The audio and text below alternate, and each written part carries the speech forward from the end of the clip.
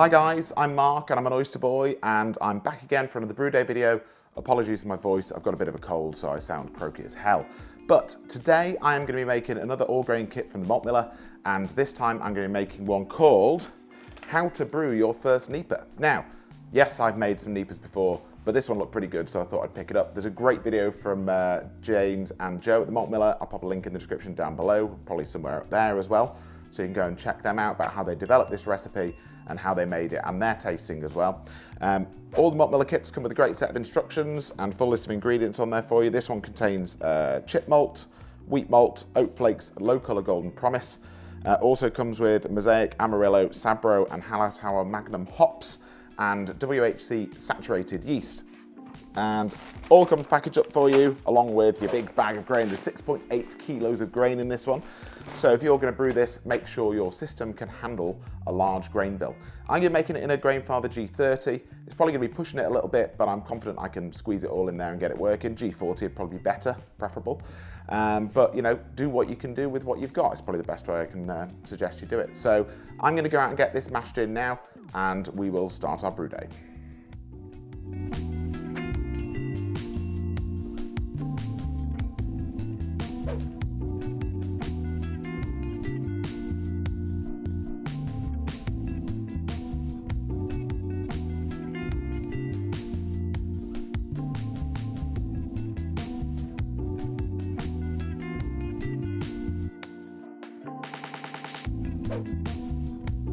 Hi guys, I'm Mark. I'm Penny. And we are the Oyster Boys. I've not got my hat on. Did you want to go and get it? I mean, I always wear a hat. Do you want to go and get it? Yeah.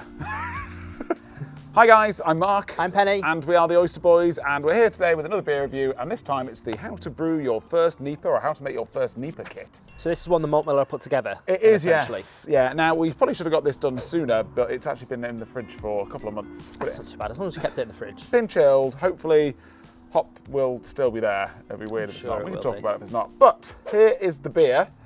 Head's just died down because I had to run and get my hat because no one needs to see how bald I'm getting. You've just mentioned, and I would say as well, clearer than I thought it'd be. Like I can kind of see my little pinky finger wiggling through it. Colour-wise, it's really nice actually, but yeah, it is a little bit see-through, but that could be because it's been in the fridge since November.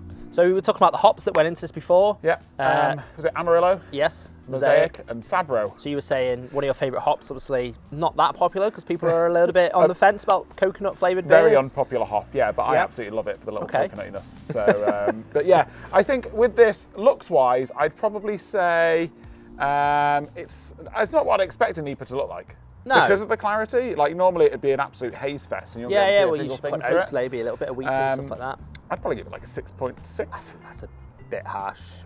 I think it still looks pretty good. I'm a critic, my own worst critic. Yeah. I'm gonna give it a 7.5. I think you're being a little bit harsh. Should we give it a sniff? Yeah. Nice and juicy, isn't it? Yeah. Definitely, It's definitely still got the old aromas going on. And it's a very refreshing smell as well. Yeah, sometimes you get it's really sweet and overpowering, but it's like really crispy. I think in the video that the Malt Miller did, Joe described it as just like on bongo, and I think that's pretty accurate. Yeah. I'll give it like an 8.8 on the smell. Refreshing as well. Because I love it. Quite a bit of orange to come through in it as well. So super zesty. I'm gonna give it an 8. Yeah. Should we give it a little taste? Yeah, absolutely. Cheers. Cheers. Cheers. Cheers.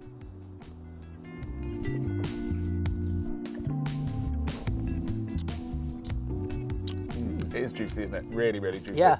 That nice little bit of bitterness as well. I think there's like 10 grams of Magnum at the start of the boil, so that's a really long flavour as well that develops in your mouth. That's nice. Yeah, very smooth, tasty. Did you get much coconut? It's like a smoothness of coconut, you know what I mean? It's like almost like coconut cream. It's like coconut. Yeah, okay, I get what you. So it's basically if you take out all that sweetness and stuff like that, you get coconuts, that sort of thing. Yeah. It doesn't taste like 8%. No, I know. Well, it's 7.8% on the recipe, and I think I just slightly overshot, so came in at 8. And I think that the guys at the Malt Miller overshot and they made it, and theirs came in really super strong as well.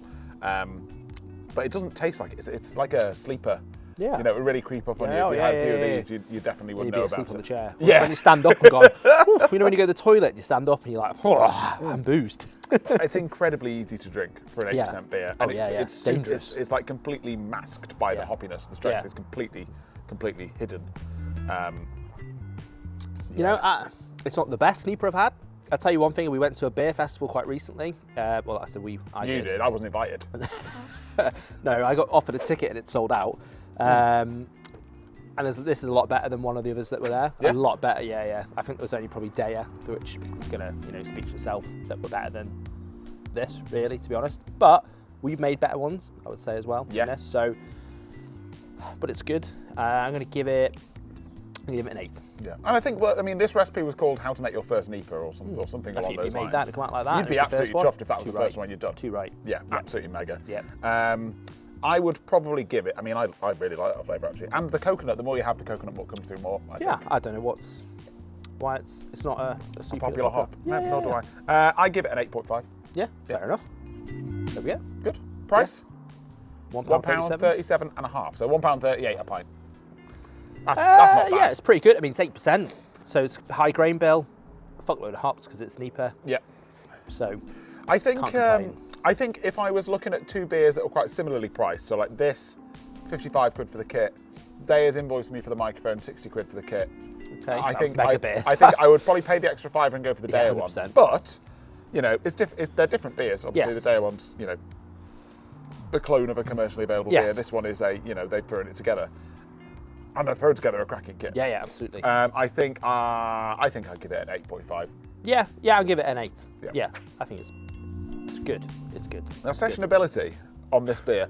If you didn't know Yeah, I was this gonna beer say. was 8%, you would probably sit there and go, I could have 7 of these, no problem. Yeah, and it's not. Although obviously, But it is 8%. yeah, but there's no bitterness because you were saying it was just 10 grams of bitterness. You can't really tell the strength. It is a really fruity, and it's not overpoweringly sweet either. No. It is like, you can get that and you go, I can have a few of them. So yeah, I would go 5. Yeah? Yeah, Yeah, definitely. I think that's fair. I mean, I would be boozed. That's 40% in total. Yeah, I would be boozed. Yeah, but I think 5's a really fair score on that. If I was sober and then obviously I didn't need a wee or anything like that, and then I had the 5 and then I stood up, I'd be like, whoa, I need to go to bed. Yeah. But yeah, I think that's a pretty banging all-round beer. Yeah, to be fair. absolutely. Bit too strong for me to have as a regular on tap. Yeah, I think.